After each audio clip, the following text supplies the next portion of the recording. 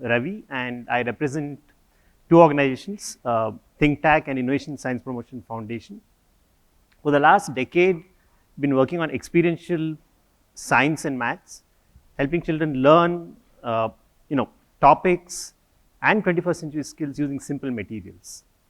So we've currently been working with, over 8 states. Our programs are approved and have trained about 25,000 teachers.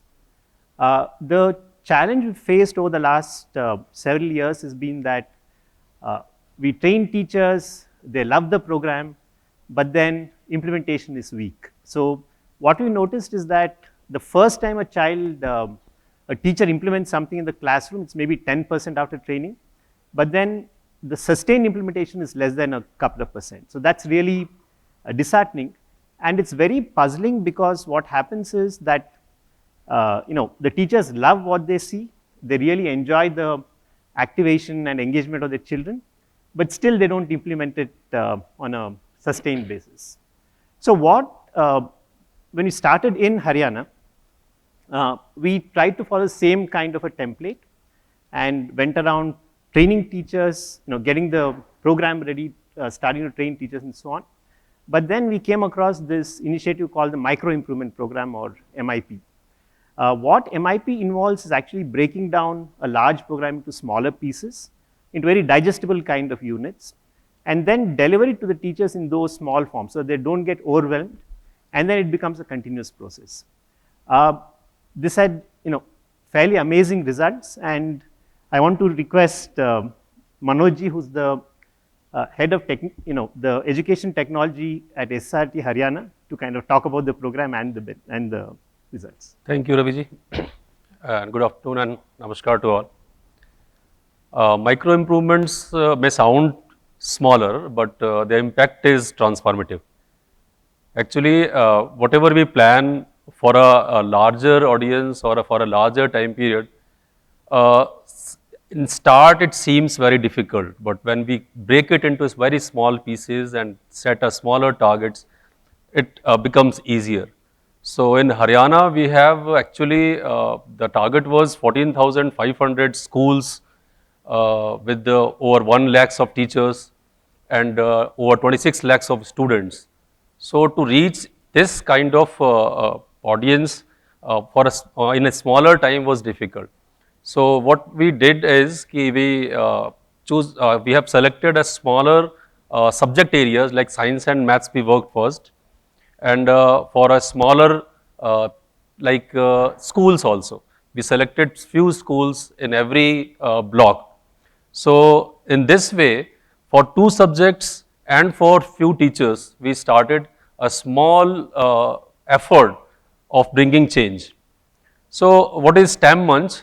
Actually, the idea was that we provided a platform to all teachers, science teachers and maths teachers, and the students also, so that they can perform the activities and turn the science and mathematics teaching more interesting. And what we did was we organized online sessions, orientations from state platform for all teachers as a YouTube telecast, and engaged a number of teachers and students, sometimes beyond our expectations also, because initially we expected that only 400, 500 teachers will connect, but in the first episode itself, we have more than 4,500 teachers who witnessed this event. So the goals of program was to build the capacity of science and maths education, to make a classroom environment engaging, and to extend the STEM education to underdeserved districts, because not all partners or not all grants and resources are available to each and every districts, each and every schools of Haryana. So the implementation steps were like that. We have created small impactful teaching improvements. The experiments that we designed for showcasing were first demonstrated in front of all teachers through online mode only, but using smaller no cost, zero cost material. So it was actually a 6-month cycle. Every month we gave 3 science and 3 maths projects to all teachers and students, demonstrated with locally available material with them, and the whole theme was not to invest more, no dependency on the conventional labs. So in a 6-month cycle, we covered almost 18 activities of science and 18 activities of maths, total 36 activities. Since it was a month by month program, so with every month we noticed the increase in our teachers and students also. So the overall program process was like that, we mapped activities that can be performed by using locally available materials, and the activities were selected from the NCERT books. So each and every teacher was interested, because she was actually willing to perform, but not knowing that how to collect these materials from the locally available environment. So we mapped these activities in the list, and 6 monthly activities mapped, means 6 actually episodes were mapped. All these steps, how to conduct this activity, and all the tasks were uploaded on Diksha, because we made a digital documentation of all this program as well as steps for school also, for teacher also on Diksha through this. So we conducted orientation workshop, monthly online training programs, and of course motivational posters and motivational meetings at a regular interval. And at last, the showcasing of the program in the form of a mela, we call it STEM mela, that was recently performed in last week, and teachers recognition. Inside classroom, what change we planned and noticed. Number one, we gave the material preparation steps, how they will collect the material from their surroundings, which cost nothing to them. We gave them a sample of readiness quiz, so that they can assess where is the competency level of a student or at that time for their class. And it was conveyed that every child should try to make some model. So whenever a particular activity was demonstrated from SCERT to all schools, it was conveyed that each and every student should try it at their own level to make it in their own customized way.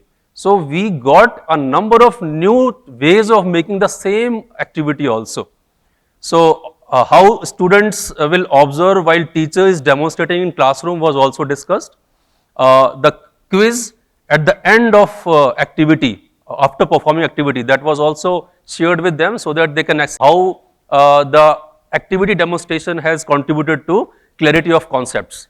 And at last, the teacher experience and feedback that we have gathered is a good data with us. The MIP content was in this way. Actually, we have shared a very good booklet that ThinkTac has actually worked with us.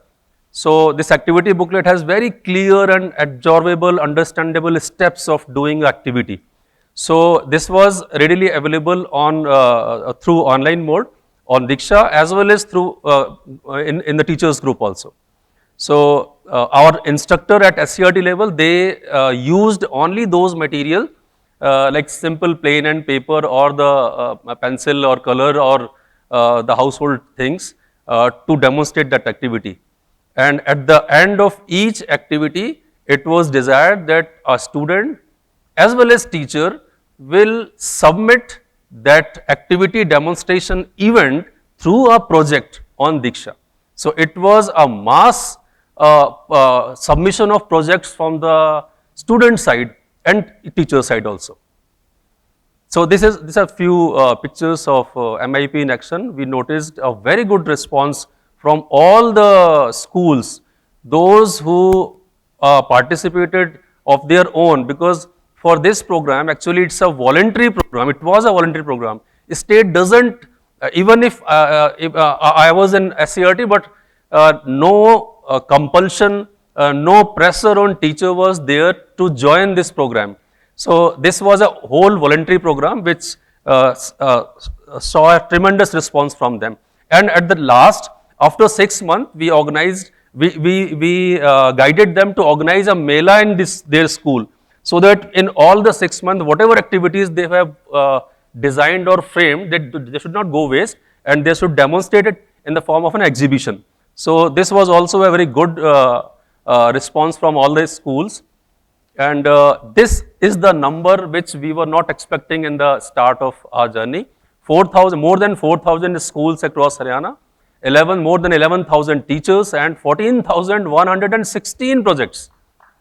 That was unbelievable, because in starting we don't had such type of planning, because it was a project was also zero cost, no cost. There was no grant with it. Actually, in the last, we added the teachers development and the recognition part, because now we are organizing a felicitation program for all the teachers and students who contribute to this project. And for the next coming years and the time, we are trying to scale this program for more subjects other than science and maths, number one. And number two, all 21st century skill development areas we are trying to include. We want to give this ownership of organizing this program to district and schools also in the next coming years. So we want them to this process to decentralize. And of course, the feedback and reflection and the inputs that we have received will also guide us. So in the next coming time, I hope that with the partnership of all the non-government organization also, because in this program also with ThinkTac, ShikshaLokam contributed a lot. And with this, in the coming years, we hope that the partnership of government, NGO partners will lead a very good, create a very good education ecosystem in our state. Thank you. Thank you.